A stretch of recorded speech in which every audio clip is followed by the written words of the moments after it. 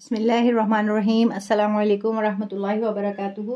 آج نماز ترجمہ کے لیسن میں ہم نے سورۃ الفاتحہ کی اس آیت کا ترجمہ کیا، اہدنا الصراط المستقیم۔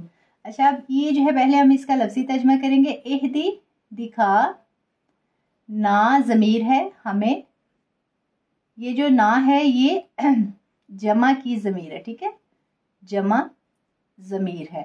اب یہ نا جو ہے یہ جمع کے لیے استعمال ہوتی ہے، جیسے یہاں ہوا ہمیں، ٹھیک ہے، جیسے جو ہے اگر میں مثال دوں کتابی، اب یہ جو یا ہے یہ واحد کی ضمیر ہے، ٹھیک ہے، کتابی میری کتاب، اور کتابنا جیسے یہ نا اہدنا دکھا ہمیں، کتابنا نا جب آ جائے گا تو پھر ہماری کتاب۔ اسی طرح اگر میں یہاں کہوں اہدنا الصراط یا ڈال دوں تو مجھے ہدایت دے، ٹھیک ہے، مجھے دکھا، اور اگر اہدنا دکھا ہمیں جمع کا صیغہ ہے، صراط راستہ، مستقیم سیدھا۔ یہ اس کا لفظی ترجمہ تھا، اس کا بامحاورہ ترجمہ کریں گے۔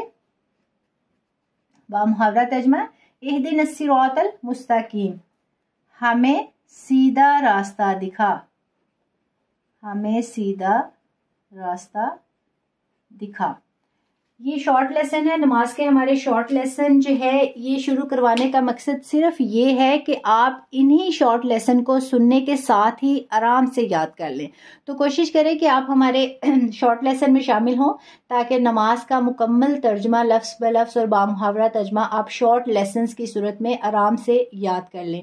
دعا میں یاد رکھیے گا۔ جزاکم اللہ خیر۔ السلام علیکم ورحمۃ اللہ وبرکاتہ۔